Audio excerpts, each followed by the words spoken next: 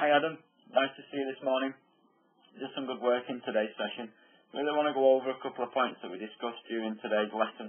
The first one was just addressing a couple of points in your posture position. You can see there from the picture on the left hand side and the bottom picture on the right hand side that you're just crouching over the ball a little bit too much. So you've just got a little bit too much bending from your hips, which is creating a position where your hands are a little bit too low.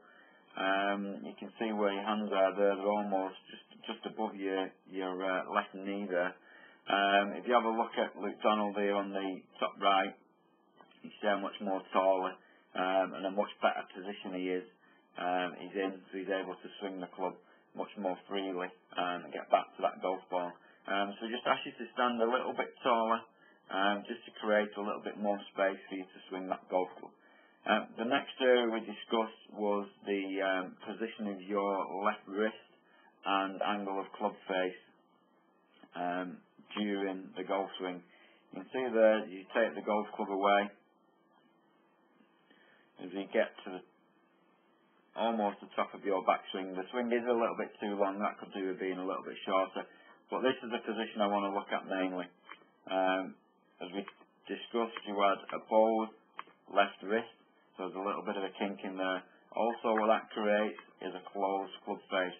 You see there your club face is pointing straight up at the sky and it's in a closed position. So as you're experiencing those shots going to the left, the reason for that is the bowed left wrist and the closed club face there. Any slight rotation into that golf ball, into the hitting area, is going to cause the ball to, or the club face to close down and hit the golf ball over to that left hand side. So what we got you to do, we asked you to do a couple of drills where you could fan those wrists open and try and keep the left wrist a little bit flatter, which made the angle of your club face to be on a similar line to your left arm. So we have a quick look at Luke Donald here as we take him through his golf swing.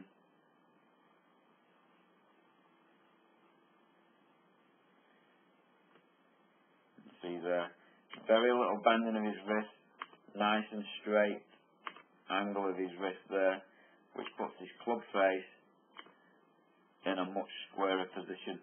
So it's on a similar angle to his left arm, which is creating him now, or putting him into a position where he's able to come into that golf ball, rotate his forearms nice and naturally, square the club face off and hit the ball straight down his target line. Pretty much 9 times out of 10. So we gave you a few drills to work on. One of those drills was to set your wrist in your address position. So you take your test up, lift the club up to parallel, rotate your wrist 90 degrees so your club is now pointing down your feet, and then just make a body turn, maintaining that extension, which will allow you to swing the club and rotate those forearms through in fact hitting the ball straight down your target line. So if you've got any problems with those, just give me a call. If you're ever up at the golf club, just give me a shout and I can explain things a little bit further. On the other hand, good luck with it, and I look forward to seeing you again soon.